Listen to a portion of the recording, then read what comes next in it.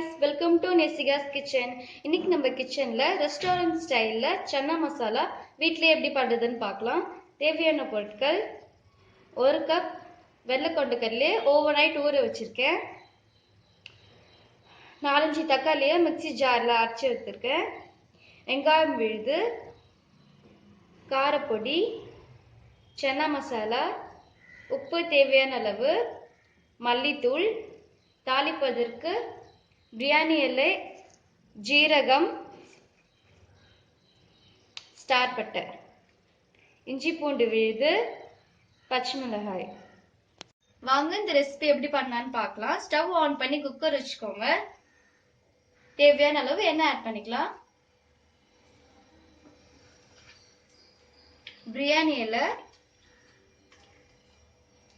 Star பட்டை, ஜீரகம் லைட்டா ரோஸ்ட் பண்ணிக்கலாம்.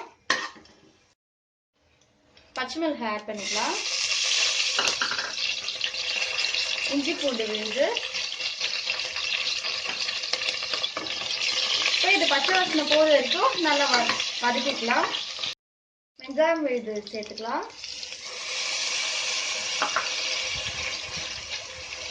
தக்காளி விழுது. பச்சை வாசனை போற வரைக்கும் நல்லா வதக்கிக்கோங்க. இப்ப தேவையான அளவு உப்பு ஆட் பண்ணிக்கலாம். மிளகாய் தூள், மல்லித்தூள்,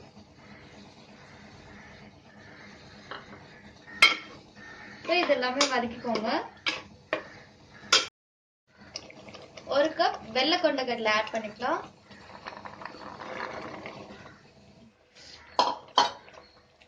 இது ஒரு வாட்டி நல்லா கலந்து விட்டுக்கோங்க. கடலை வேகிற அளவுக்கு கொஞ்சமா தண்ணி ஆட் பண்ணிக்கலாம்.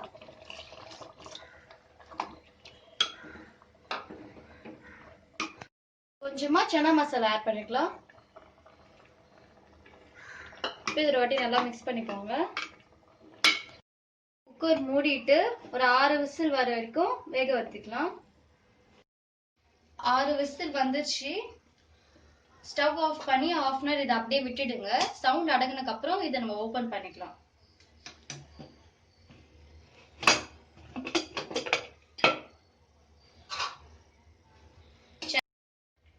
இது ஓபன் பண்ணிட்டு ஒரு வாட்டி நல்லா கலந்து விட்டுக்கோங்க.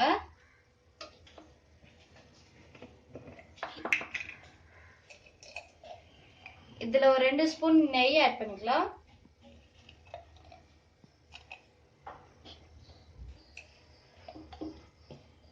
கொஞ்சம் கொத்தமல்லி ஆட் பண்ணி ஒரு வாட்டி நல்லா மிக்ஸ் பண்ணிக்கோங்க.